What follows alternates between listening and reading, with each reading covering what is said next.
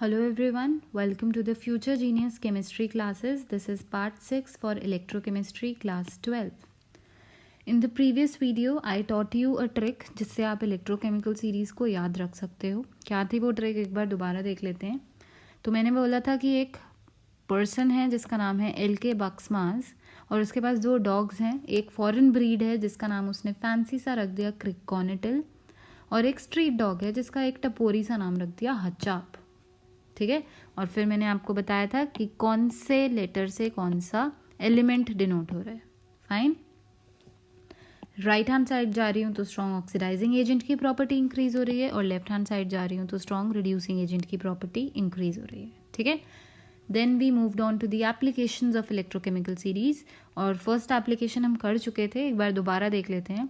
It is use to calculate the EMF of the cell. EMF क्या होता है? Electromotive force, basically potential difference between the electrodes in a cell. Right. तो कैसे calculate किया था? EMF of cell was equal to reduction potential of cathode plus oxidation potential of anode. Now in this particular question formula मेरे पास दो terms use हो रही हैं, एक reduction potential, oxidation potential. But I want my formula to have what, एक ही term हो उसमें. तो मैं ऑक्सीडेशन पोटेंशियल को रिडक्शन पोटेंशियल में कन्वर्ट कर दूंगी. क्यों करूंगी? क्योंकि मुझे पता है कि मेरा इलेक्ट्रोड पोटेंशियल की जब हम बात करते हैं तो जनरली रिडक्शन पोटेंशियल लेकर चलते हैं. ठीक है. तो ऑक्सीडेशन पोटेंशियल क्या होता है? Exactly reverse of reduction potential. Oxidation potential is minus of reduction potential. तो मैंने ऑक्सीडेशन पोटेंशियल ऑफ एनोड को minus reduction potential of anode कर दिया अपने फॉर्मूला में. And my formula came out to be E naught cell, जिससे मैं EMF को रिप्रेजेंट करती हूँ E naught cathode minus E naught anode. And this naught over here was telling कि ये वैल्यूज STP में ली गई हैं. That means standard temperature pressure पे. ठीक है. Then I gave you this particular question as your homework. I hope आपने किया होगा सॉल्व. देखते हैं इस पे क्या था. The standard EMF of the cell nickel +2 copper is 0.59 volts. That means my E naught cell is given to me as 0.59 volts. Right? Standard electrode potential of copper electrode is 0.34 volts. Standard electrode potential मतलब reduction potential given है. देखना अब मैं इसको denote कैसे कर रही हूँ. रिडक्शन पोटेंशियल ऑफ कॉपर है, मतलब कॉपर +2 से कॉपर में जा रहा है, उसकी वैल्यू दी हुई है 0.34 वोल्ट्स. अब मुझे बताओ कि अगर मैं ई नॉट कॉपर +2 लिख दूंगी तो मैं इसको कैसे लिखूंगी?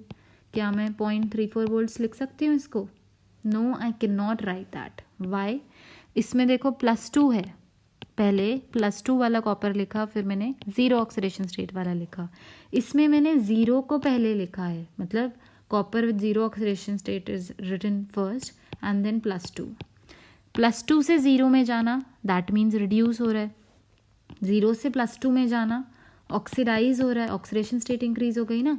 तो this particular value is my reduction potential value.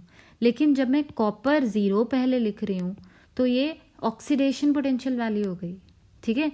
And I know that both of them are reverse, तो ये पर्टिकुलर वैल्यू -0.34 वोल्ट्स होगी.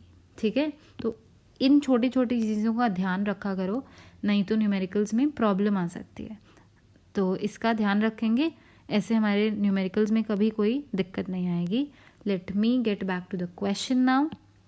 ई नॉट कॉपर +2 कॉपर हमें दिया हुआ है और हमें कैलकुलेट करना है रिडक्शन पोटेंशियल फॉर निकल. तो I am going to write nickel +2 निकल. अगेन +2 से ज़ीरो में जा रहा है, तो ये कैलकुलेट करना है. फर्स्ट एप्लीकेशन ने क्या बोला? E naught cell equals to what? E naught cathode minus E naught anode. Right. Cell representation से मुझे पता चल रहा है ABC होती है shortcut, C cathode, B bridge, A anode. Anode क्या है? निकल, और कॉपर कैथोड है. तो सिंपली वैल्यूज पुट करने वाली हूँ. E naught cell 0.59 volts equals to cathode क्या है मेरा? Copper 0.34 volts minus E naught of nickel +2 निकल. ठीक है. जो कैलकुलेट करना है उसको मैं लेफ्ट हैंड साइड लेकर आऊँगी. Nickel +2 nickel equals to 0.34 volts minus 0.59 volts. इसको सॉल्व करने पर क्या आएगा? -0.25 वोल्ट्स. ठीक है. So this is my answer. This is the reduction potential of nickel electrode. अब second application पर आते हैं. It is saying that it is used to tell whether a cell reaction is feasible or not. Feasible का मतलब क्या होता है कि possible है या नहीं है. ठीक है, तो कैसे पता चले कि एक पर्टिकुलर रिएक्शन पॉसिबल है या नहीं है. If the EMF of the cell is positive, the reaction is feasible, otherwise no reaction takes place. ठीक है, तो अब इस पर्टिकुलर क्वेश्चन में देखो, EMF क्या था, +0.59 वोल्ट्स. मतलब ये पर्टिकुलर रिएक्शन इस सेल की, कौन से सेल की, निकल और कॉपर में, पॉसिबल थी, फीजिबल थी. जो इलेक्ट्रॉन निकल लूज कर रहा था ऑक्सीडाइज करके, वो ही इलेक्ट्रॉन गेन कर रहा है कॉपर और रिड्यूस हो रहा है. दैट मीन्स रिएक्शन हो रही है, रिडॉक्स रिएक्शन हुई इन दोनों के बीच में, इसलिए इनका EMF पॉजिटिव आ गया. ठीक है, अगर ये EMF नेगेटिव आया होता तो ये रिएक्शन पॉसिबल ना होती एक्सपेरिमेंटली. ठीक है, थ्योरेटिकली तो हम इसको ऐसे आंसर निकाल देते. ठीक है, लेकिन इस केस में ये पॉजिटिव है, इसलिए ये फिजिबल है. फाइन. अब एक क्वेश्चन देखते हैं. Can a solution of 1 molar copper sulphate stored in a vessel made up of निकल. ठीक है, तो ये क्या बोल रहा है कि मेरे पास एक वेसल है and this particular vessel is made up of निकल. ठीक है, सॉरी, ये वेसल है, it is made up of निकल. फाइन. इसके अंदर मैं क्या स्टोर कर रही हूँ, मेरा कॉपर सल्फेट का सोल्यूशन. अब इसने पूछा है कि ये पॉसिबल है कि नहीं है. अब ध्यान देना इस बात पर कि अगर मैं इन दोनों का E0 सेल निकालती हूँ, तो if that E0 cell came out to be positive, इसका मतलब ये रिएक्शन क्या हो जाएगी, फीजिबल हो जाएगी. ठीक है, और अगर मेरा E0 cell comes out to be negative, that means it's not feasible. तो क्वेश्चन के हिसाब से इसने पूछा है कि मैं कॉपर सल्फेट सोल्यूशन को अपने वेसल में स्टोर कर सकती हूँ या नहीं. तो अगर ये रिएक्शन फिजिबल हो गई तो मेरा कॉपर सल्फेट निकल के वेसल के साथ ही रिएक्ट करके क्या कर देगा, सोल्यूशन खराब कर देगा अपना. ठीक है, तो मैं चाहती हूँ कि इस पर्टिकुलर केस में मेरी रिएक्शन ना हो, ताकि मेरा निकल वेसल में मैं सेफली अपना सोल्यूशन रख सकूँ. ठीक है, तो अब क्वेश्चन पे आते हैं. मेरे पास वैल्यूज़ दी हुई हैं. किसकी वैल्यू है ये, ऑक्सीडेशन पोटेंशियल की, क्योंकि 0 से +2 में जा रहा है, ये 0 से +2 में जा रही हैं. ठीक है, तो ये ऑक्सीडेशन पोटेंशियल की वैल्यूज़ हैं. तो I am going to calculate the E0 cell. E0 cell is what, E0 cathode minus E0 anode. ठीक है, अब एनोड कैथोड क्या है, इसको मैं अपनी उसी सीरीज से देखने वाली हूँ, LK बक्समास क्रिकोनिटिल हचाप. फाइन. तो मेरा कॉपर कहाँ पे है, this is my copper and my निकल इज ओवर हियर. राइट, निकल लेफ्ट हैंड साइड पे है, तो ये क्या होने वाला है, ऑक्सीडाइज होगा और ये रिड्यूस होगा. तो मतलब मेरा निकल एनोड है और कॉपर क्या है, कैथोड है. फाइन. तो मैं इसको पुट करने वाली हूँ, निकल is anode and copper is cathode. तो कैथोड क्या है, कॉपर, पर ये ऑक्सीडेशन पोटेंशियल की वैल्यू है. पर मुझे पता है कि ये पर्टिकुलर जो फॉर्मूला है ये मेरे रिडक्शन पोटेंशियल के लिए था, तो मैं सिंपली वैल्यू को रिवर्स करके लिख दूंगी, 0.34 वोल्ट्स. राइट, माइनस, अब ये +0.25 है तो ये -0.25 हो जाएगा. ठीक है, इसको जब मैं सॉल्व करती हूँ तो मेरे पास आंसर क्या आता है, 0.34 volts plus 0.25 volts and this adds up to 0.59 volts. मेरे पास आंसर पॉजिटिव में आया है गाइज. इसका मतलब ये रिएक्शन फीजिबल है, और फीजिबल है तो इसका मतलब कॉपर सल्फेट को निकल वेसल में डालूंगी तो वो क्या कर देगा, रिएक्ट कर जाएगा. तो मतलब वो सेफ नहीं है ना, उसमें उसको निकल का वेसल ही खा जाएगा. तो क्या मतलब, क्यों ही मैं इसको स्टोर करूँगी इसमें. तो my answer would be, I can not store copper sulphate solution in निकल वेसल. इस चीज़ को अच्छे से समझना, बच्चे बहुत प्रॉब्लम कर देते हैं इसमें कि प्लस आ गया मतलब फीजिबल है, और फिर लॉजिक लगाए बिना सीधा लिख देते हैं कि yes I can store. No, I can not store it. ठीक है, लॉजिक को ध्यान से खुद घर बैठ के सोचना कि क्या किया है मैंने. ठीक है, नेक्स्ट एप्लीकेशन में आते हैं. It is used to compare the relative reactivity of elements. The elements which lie on the top of the activity series are more reactive than the elements that lie below them. Fine. ये क्या बोल रहा है? अब मैंने ये series already लिखी हुई है इसमें. ये बोल रहे हैं कि जो एलिमेंट्स ऊपर की साइड है मेरी इलेक्ट्रोकेमिकल सीरीज में वो क्या होंगे, ज़्यादा रिएक्टिव होंगे, और जो नीचे होंगे वो less reactive. So if someone asks me that अगर मैं जिंक और कोबाल्ट में कंपैरिजन करना चाहती हूँ एंड समवन आस्क्स मी कि इन दोनों में से कौन ज़्यादा रिएक्टिव है, तो simply I will say that zinc is more reactive than cobalt. Why? क्योंकि जिंक ज़्यादा लेफ्ट हैंड साइड पे है कोबाल्ट के कंपैरिजन में. ठीक है. सिमिलरली कोबाल्ट और लेड में कोई मुझसे पूछे तो cobalt is more reactive than lead, क्योंकि वो ज़्यादा लेफ्ट साइड पे है. समझ आया? तो एक कंपैरिजन करने के लिए भी मैं इस सीरीज़ को यूज़ कर सकती हूँ. नेक्स्ट है, it can be use to tell the metal will combine with acid to liberate hydrogen gas और नॉट. सपोज मैंने बोला कि मैंने कॉपर को सल्फ्यूरिक एसिड में डाल दिया, तो क्या वो कॉपर सल्फ्यूरिक एसिड के साथ रिएक्ट करके हाइड्रोजन गैस लिबरेट करेगा? ये भी हम इलेक्ट्रोकेमिकल सीरीज से देख सकते हैं. कैसे पता चलेगा? तो ये बोल रहे हैं कि in order that a metal M may react with an acid to give H2 gas, following reaction should take place. कौन सी रिएक्शन होनी चाहिए? That metal M reacts from H+. ये H+ कहाँ से आया? From H2SO4. H2SO4 मुझे पता है क्या क्या आयन्स होते हैं उसमें. प्रोटॉन होता है और सल्फेट आयन्स होते हैं, राइट? तो ये पर्टिकुलर H+ इसके साथ रिएक्ट करेगा मेटल के साथ and it will give metal plus and half H2 gas. ठीक है. तो गैस लिबरेट हुई. अब इसमें देखना मेटल किस में है? ज़ीरो ऑक्सीडेशन स्टेट में. हाइड्रोजन +1 में, इधर मेटल +1 में, और H2 gas is in zero oxidation state. That means 0 to +1 oxidise हो गया मेरा मेटल. ठीक है. और मेरी हाइड्रोजन क्या हुई? रिड्यूस हो गई, +1 से 0 में चली गई. ठीक है. ऑक्सीडाइज मतलब मेटल क्या है? एनोड है, और हाइड्रोजन क्या है? कैथोड है. ठीक है. तो ऐसी रिएक्शन हो, हाइड्रोजन गैस लिबरेट हो, इसके लिए मैं चाहती हूँ कि मेरा मेटल जो है वो हमेशा एनोड होना चाहिए विद रिस्पेक्ट टू कैथोड. जो मेरा हाइड्रोजन है उसके रिस्पेक्ट में मेटल हमेशा एनोड होना चाहिए. ठीक है. क्या मैं इस रिएक्शन को स्प्लिट कर सकती हूँ? Of course I can split it, क्योंकि एक चीज़ ऑक्सीडाइज हो रही है, दूसरी रिड्यूस हो रही है. तो अगर सेल रिएक्शन में मुझे इसको कन्वर्ट करना है तो I can write that metal 0 से +1 में जा रहा है इलेक्ट्रॉन को लूज करके, and this is my oxidation half cell, right? And H+ is gaining 1 electron and getting converted into H2 gas. ये मेरी रिडक्शन हाफ सेल हो गई, राइट? तो metal should have tendency to lose electron, मतलब anode होने की tendency होनी चाहिए उसमें, oxidation with respect to hydrogen. और EMF क्या होना चाहिए? इस पर्टिकुलर रिएक्शन का EMF होना चाहिए पॉजिटिव. अगर ये सब कंडीशंस फॉलो हो गई इसका मतलब हाइड्रोजन गैस लिबरेट होगी, वरना नहीं होगी. ठीक है.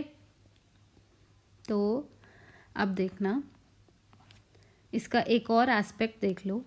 अब जैसे कि ये सीरीज है, ठीक है, ये मेरा हाइड्रोजन है यहाँ पे. Wait for a second, I will simply rub this off. Okay, so this is my hydrogen, right? और जो इधर वाले एलिमेंट्स हैं सब के सब, वो क्या होंगे हाइड्रोजन के कंपैरिजन में? दे विल बी स्ट्रॉन्ग और oxidising agents, sorry strong reducing agents. मैं लिख देती हूँ यहाँ की तरफ स्ट्रॉन्ग रिड्यूसिंग एजेंट्स हैं. ठीक है. और यहाँ पे स्ट्रॉन्ग ऑक्सीडाइजिंग एजेंट्स हैं. अब ये ध्यान देना कि मैं सिर्फ हाइड्रोजन के कंपैरिजन में बात कर रही हूँ. मैं स्ट्रॉन्ग रिड्यूसिंग एजेंट्स क्या होते हैं? जो खुद ऑक्सीडाइज होते हैं और दूसरे को रिड्यूस करेंगे. सिमिलरली ऑक्सीडाइजिंग एजेंट्स क्या होते हैं? जो खुद रिड्यूस हो जाएंगे. ठीक है. तो मैंने देखा कि हाइड्रोजन के लेफ्ट में जो एलिमेंट्स आ रहे हैं वो सब के सब हाइड्रोजन की रिस्पेक्ट में क्या होंगे? ऑक्सीडाइज होंगे. और हाइड्रोजन की राइट में जो आ रहे हैं वो सब के सब हाइड्रोजन के रिस्पेक्ट में रिड्यूस हो जाएंगे. ठीक है. तो मतलब जो हाइड्रोजन के लेफ्ट हैंड में हैं वो सब के सब एनोड बन सकते हैं हाइड्रोजन के कंपैरिजन में, लेकिन जो राइट हैंड साइड पे हैं वो सब के सब क्या बनेंगे? कैथोड बनेंगे हाइड्रोजन के रिस्पेक्ट में, ठीक है। तो आई कैन सिंपली से कि ये एलिमेंट्स हाइड्रोजन गैस लिबरेट करेंगे जब H2SO4 के साथ रिएक्ट करेंगे, और राइट हैंड साइड वाले एलिमेंट्स हाइड्रोजन गैस लिबरेट नहीं करेंगे। फाइन। और अच्छे से समझते हैं एक न्यूमेरिकल के साथ। So the numerical is predict whether zinc and silver react with 1 molar H2SO4 to give out hydrogen gas और नॉट, ठीक है। और मुझे ये वैल्यूज़ दी हुई हैं, किस चीज़ की वैल्यू है ये, +2 से 0 रिडक्शन पोटेंशियल दिया हुआ है, +1 से 0 ये भी रिडक्शन पोटेंशियल है, ठीक है। तो मुझे सिंपली देखना है कि जिंक और Ag गैस लिबरेट करेंगे सल्फ्यूरिक एसिड के साथ या नहीं। अब देखो, अगर ये एक कॉम्पिटिटिव एग्जाम में क्वेश्चन है तो मुझे जल्दी से क्वेश्चन सॉल्व करने होते हैं उसमें, तो मैं सिंपली अपनी क्या लिखूंगी, वही सीरीज लिखूंगी, ठीक है। LK बक्समास, क्रिकोनिटिल, हचाप। अब देखो ये इतनी बार यूज़ हो गई है ना इस वीडियो में, आपको अब तो याद हो ही जानी चाहिए, ठीक है। अब ये मेरा है हाइड्रोजन, ठीक है। जिंक और सिल्वर की बात कर रहे हैं, जिंक मेरा यहाँ है और सिल्वर मेरा यहाँ है। मैंने आपको बताया था कि जो लेफ्ट हैंड साइड वाले हैं वो सब क्या होंगे, ऑक्सीडाइज होंगे हाइड्रोजन के रिस्पेक्ट में, और जो राइट हैंड साइड वाले हैं वो रिड्यूस होंगे, राइट। ये चीज़ें आपको मालूम है क्योंकि ये सब क्या है, स्ट्रॉन्ग ऑक्सीडाइजिंग एजेंट्स हैं, बट ये क्या है, इधर लेफ्ट हैंड साइड वाले स्ट्रॉन्ग रिड्यूसिंग एजेंट्स हैं। तो I can say that zinc will get oxidise with respect to hydrogen, but silver will get reduced with respect to hydrogen, है ना। और मुझे क्या चाहिए कि अगर किसी मेटल को हाइड्रोजन गैस लिबरेट करनी है H2SO4 के साथ तो वो एनोड होना चाहिए। तो ऑब्वियसली जिंक क्या होगा, एनोड होगा हाइड्रोजन के रिस्पेक्ट में, और Ag क्या बन जाएगा, रिड्यूस होगा। तो जिंक तो हाइड्रोजन गैस लिबरेट करेगा, वो मुझे पता चल गया, और Ag नहीं कर पाएगा। तो देखा कैसे सिंपली मैंने इलेक्ट्रोकेमिकल सीरीज से ही बता दिया कि जिंक करेगा और सिल्वर नहीं करेगा। लेकिन अगर यही क्वेश्चन मेरा रिटन एग्जाम में आए, बोर्ड्स में आए, तो उसके लिए I need to give a proof, right. तो वो कैसे दूंगी मैं, EMF निकाल के, क्योंकि क्या लिखा है एप्लीकेशन में, that EMF should be positive then only it is possible. और किसका EMF पॉजिटिव होना चाहिए, इस पर्टिकुलर रिएक्शन का, ठीक है। तो एक ये वाला न्यूमेरिकल हम सॉल्व करते हैं। तो जिंक के लिए चेक करते हैं पहले, जिंक प्लस H2SO4 और जिंक सल्फेट प्लस H2, ठीक है। इसको मैं सिंपली ऐसे भी लिख सकती हूँ, that zinc plus H plus gives zinc plus 2 plus half H2, या फिर मैं सिंपली H2 लिख देती हूँ इसको, ठीक है। ये गैस आ गई, ये रिएक्शन होनी चाहिए ना। अब इसी रिएक्शन को देखो उससे कंपेयर करो, ये है ना metal plus H plus metal plus half H2, तो मैंने सिंपली वही चीज़ लिख दी है, ठीक है। अब इसमें देखो ये 0 में है, ये +1 में है, ये +2 में है, ये 0 में है, तो ये हो रहा है रिड्यूस, और ये क्या हो रही है, ऑक्सीडाइज हो रही है। तो ये मेरा एनोड हो गया और ये मेरा कैथोड हो गया, ठीक है। E0 सेल निकालने वाली हूँ, E0 सेल इज, कैथोड क्या है मेरा, हाइड्रोजन, उसका 0 वैल्यू आती है, माइनस में एनोड क्या है, जिंक, और उसकी वैल्यू कितनी है, -0.76, तो मतलब -0.76 वोल्ट्स। तो 0 plus 0.76 volts will give me plus 0.76 volts, आ गया मेरा EMF पॉजिटिव में। So I can say that zinc will liberate H2 gas with H2SO4, fine. अब मैं सिल्वर के लिए चेक करती हूँ, सिल्वर के लिए भी मैं क्या करने वाली हूँ, इसको आयनिक फॉर्म में लिख देती हूँ, Ag plus H plus gives Ag plus plus H2, fine. तो इसमें भी देखो 0 से +1 में गया और ये +1 से 0 में गई, तो hydrogen again got what, reduced, reduction हुई, कैथोड बन गया। और इधर सिल्वर क्या हुआ, ऑक्सीडाइज हुआ, तो मतलब सिल्वर एनोड हुआ, ठीक है, तो इसमें भी ई नॉट सेल कैलकुलेट करेंगे। कैथोड क्या है, हाइड्रोजन 0 माइनस एनोड क्या है, सिल्वर। सिल्वर की वैल्यू देखो क्या है, प्लस 0.80, तो मैं यहाँ पे लिखूँगी 0.80 वोल्ट्स। इसकी वैल्यू माइनस 0.80 वोल्ट्स आ गई, तो माइनस में आंसर आया है, तो मतलब ईएमएफ नेगेटिव हो गया। So I can say that AG will not liberate H2 gas with H2SO4. Fine, I hope आपको ये क्वेश्चन समझ आया होगा। और गाइज इस क्वेश्चन में ध्यान रखना कि ये क्वेश्चन के लिए आपको ये रिएक्शन लिखनी बहुत ज़रूरी है, ये वाली। अगर इनसे हम ऑक्सीडेशन रिडक्शन नहीं देखेंगे तो हमारा एनोड कैथोड गलत भी लिख सकते हैं हम, ठीक है। इस केस में हमें एनोड कैथोड इस रिएक्शन के थ्रू ही देखना है, फाइन। और इसी रिएक्शन का ईएमएफ अगर पॉजिटिव आया तो H2 गैस लिबरेट होगी, नेगेटिव आया तो नहीं होगी, fine. So this was all about the applications of applications of electrochemical series. I hope आपको सेशन अच्छा लगा होगा। We will solve more questions on this later, fine. Comment for your doubts and for the PDF of notes. Subscribe to my channel and share my